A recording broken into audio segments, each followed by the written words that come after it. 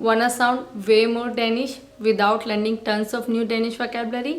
Then you need to master these two small but powerful endings. Och den först är alltid. Och det betyder exakt noll precis. और they are फैक्टिस पॉइंटन। इसका use अपने आप में separately नहीं किया जाता है, दूसरे वर्ड्स के पीछे इसको ऐड करके यूज़ किया जाता है लाइक अ सफिक्स। जैसे कि अगर आप इंग्लिश में इसका ट्रांसलेशन देखेंगे तो इट्स लाइक काइंड ऑफ, इश, अ बिट लाइक। जिन सिनारियों में आपको इन तीन चीज़ों का यूज़ करना हो, अ काइंड ऑफ बोलना हो, इश बोलना हो, अ बिट लाइक बोलना हो, वहाँ पर आप अपने वर्ड के पीछे आक्ति को ऐड करेंगे। For example, just like in English when you से चाइल्डिश, अगर आपको चाइल्डिश डेनिश में बोलना है तो चाइल्ड के लिए वर्ड होता है बार्न, और इश के लिए आप यूज़ करेंगे आक्ति। तो व्हेन यू से बार्न आक्ति मीन्स चाइल्डिश।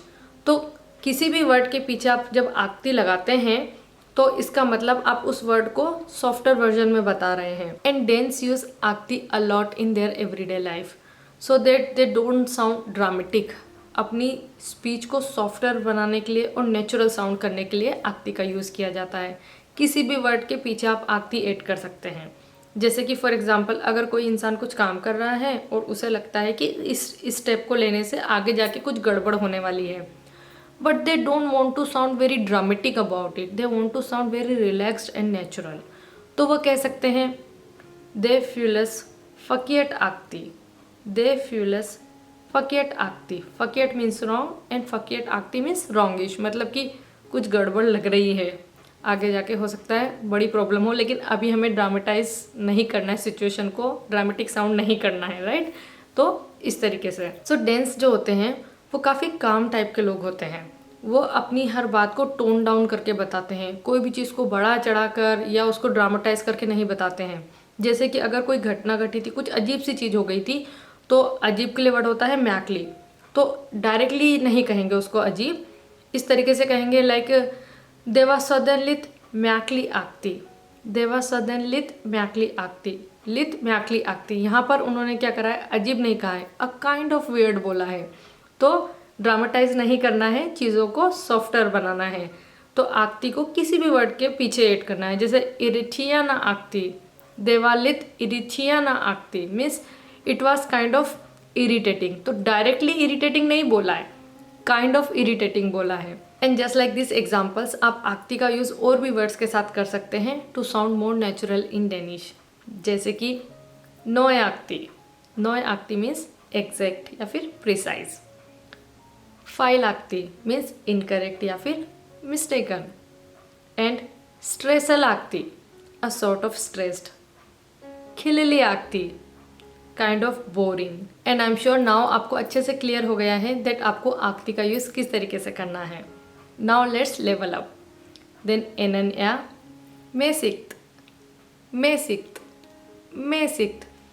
ओ या दे lilla lite mer fancy. Men vi både helt tillen. This one sounds more formal, but Danes still use it a lot, especially when explaining things. अब मेसिक तो वर्ड का exact English translation करना थोड़ा सा difficult है।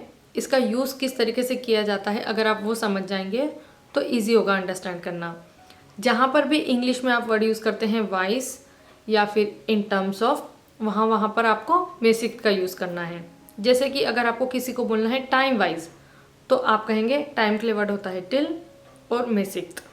तो यहाँ पर बीच में एस आएगा, लेकिन टाइम वाइज बन जाएगा टिल्स मेसिक्ट। जैसे कि अगर आपको किसी ने इनवाइट किया और आपके कैलेंडर में वो टाइम फिट नहीं बैठता है, तो आप कह सकते हैं टिल्स मेसिक्ट पासा दे इक्सो गॉट, टिल्स मेसिक्ट पासा दे इक्सो गॉट, मतलब आप अवेलेबल नहीं हैं उस टाइम पे। या फिर आपसे किसी ने पूछा आपकी लाइफ के बारे में, हो सकता है पर्सनल लाइफ ख़राब जा रही हो लेकिन वर्क लाइफ अच्छी जा रही हो, तो आप कहेंगे आबाइसमेंसिक्ट गो दे फिंट, आबाइसमेंसिक्ट गो दे फिंट। सो जस्ट लाइक आक्ति, मेसिक्ट का यूज़ भी आप काफ़ी सारे वर्ड्स के साथ करते हैं और मेसिक्ट को ऐड करने से उस वर्ड का मीनिंग चेंज हो जाता है। फॉर एग्जाम्पल राइल, राइल का मतलब होता है रूल, बट अगर आपने इसके साथ मेसिक्ट को ऐड कर दिया है, राइल मेसिक्ट बोला है, तो अब ये बन जाएगा रेगुलरली। तो यदि कोई काम आप consistently on the regular basis कर रहे हैं, रेगुलरली कर रहे हैं, तो आप वहाँ पर राइल मेसिट वर्ड का यूज़ कर सकते हैं। जैसे कि याय ट्रेनर राइल मेसिट, याय trainer Rahul मेसिट means I workout regularly. या फिर और भी काफ़ी सारे वर्ड्स हैं जिसमें आप मेसिट को यूज़ कर सकते हैं। जैसे कि एग्जांपल ले सकते हैं, जैसे मान लीजिए किसी ने सोसाइटी के लिए कुछ आइडिया दिया है जो कि काफ़ी इंटरेस्टिंग लगता है आपको। अब सोसाइटी के लिए डेनिश वर्ड होता है सामफुन, बट अगर आपको बोलना है सोशली या सोसाइटल तो आप सामफुन्स मेसिट कहेंगे, सामफुन्स मेसिट, सामफुन्स मेसिट एट द राट इंटरेस्टेंट means socially it's quite interesting. तो और भी काफ़ी सारे वर्ड्स आप बनाइए, जैसे कि इकोनॉमिस्ट मेसिट मतलब money wise in terms of economy. Now let's take couple of more example for मेसिट। जैसे कि अगर किसी ने आपसे आकर पूछा किसी थर्ड पर्सन की हेल्थ के बारे में और आपको बताना है कि थर्ड पर्सन हेल्थ वाइज कैसा कर रहा है, तो आप कह सकते हैं सुनहिल्स मेसिट। सुनहिल्स मीन्स हेल्थ, मेसिट मीन्स वाइज, हेल्थ वाइज। तो अगर कोई इंसान बीमार था फिर उसने इम्प्रूवमेंट किया, उसकी रिकवरी हुई, तो आप कह सकते हैं दे गो माल बेला सुनहिल्स मेसिट, दे गो माल बेला सुनहिल्स मेसिट। लेकिन जो इंसान बीमार था उसकी कोई रिकवरी नहीं हुई, he is not improving after being sick, वहाँ पर आप यूज़ करेंगे हेल्ब्रिल्स मेसिट, हेल्ब्रिल्स मेसिट। इसका भी मतलब होता है हेल्थ वाइज।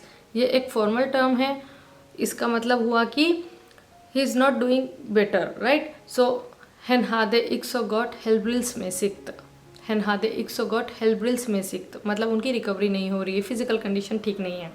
तो सुनहिल्स मेसिट और हेल्ब्रिल्स मेसिट दोनों का मतलब होता है हेल्थ वाइज, बट सुनहिल्स जो टर्म है वो पूरा एक हेल्थ को कवर करता है। It's a broad way, modern ज़्यादातर आपको एवरीडे लाइफ में यही सुनने को मिलेगा।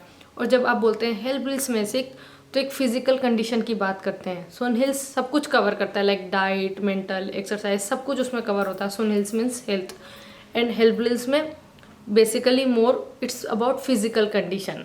तो ये डिफरेंस होता है। एनीवे, मैं टॉपिक से थोड़ा भटक गई थी। यहाँ मुझे आपको बताना था मेसिट का यूज़ किस तरीके से किया जाता है, और मैं बताने लगी सुनहिल एंड हेल्ब्रिल में क्या डिफरेंस होता है।